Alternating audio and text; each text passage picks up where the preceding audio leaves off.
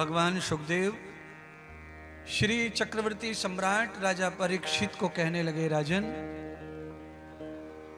भगवान ने इस मोहनी मुरली से गोपियों की समस्त वासना और माया को मोहित कर दिया और गोपियों में भक्ति प्रकट कर दी। आज भगवान नंद बाबा के पास में जाकर बैठे हैं।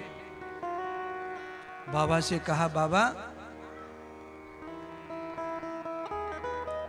आज गोकुल का भ्रमण करना है, मुझे दर्शन कराओ गांव का। नंद बाबा ने कन्हैया जी की बात को धर्म समझा। गांव का दर्शन अवश्य ही कराना चाहिए बच्चों को। आप सबसे हाथ जोड़ के प्रार्थना है, आप चाहे कितने भी बड़े बड़े नगरों में, नासिक में, बंबई, पूना में कहीं भी बंगले बनाओ, पर जहां पे दादाजी का जन्म हुआ उस गांव में अपने बच्चों को जरूर ले जाओ। साल में एक बार, 2 बार। गांव का दर्शन बच्चों को नहीं कराते, इसीलिए बच्चों की श्रद्धा गांव में नहीं रहती। शहर की तरफ बढ़ रही है और नाश हो रहा है, सब कुछ सब बर्बाद हो रहा है।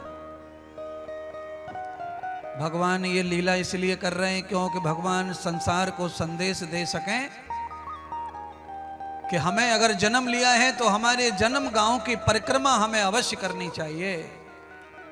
बंधुओं, जन्म गांव जो होता है ना, अगर आप उसकी नित्य परिक्रमा करते हैं तो आपको 84 लाख योनियों से गुजरना नहीं पड़ेगा।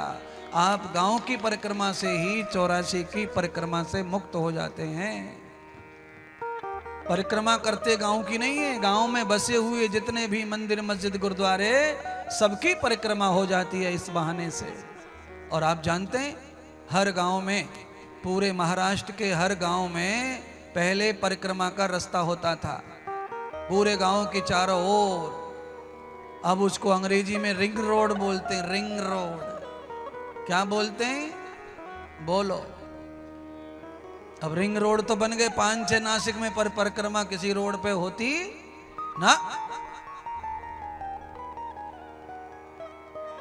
केवल नासिक के लिए नहीं, आपका जहां भी जन्म हुआ है वो तुम्हारे लिए स्वर्ग जैसी जगह होती है। जननी जन्म भूमिश्च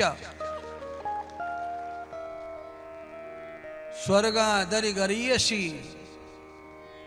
स्वर्ग के समान जन्म भूमि होती है, चाहे वो गरीबी में गुजरा हो टाइम, चाहे चाची से लड़के गुजरा हो, पर वो धरती स्वर्ग है आपके लिए।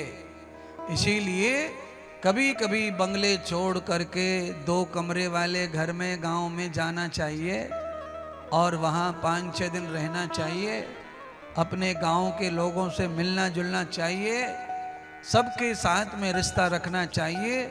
तुम जब मर जाओ तो रोने के लिए कम से कम 10-20 तो आ जाएं।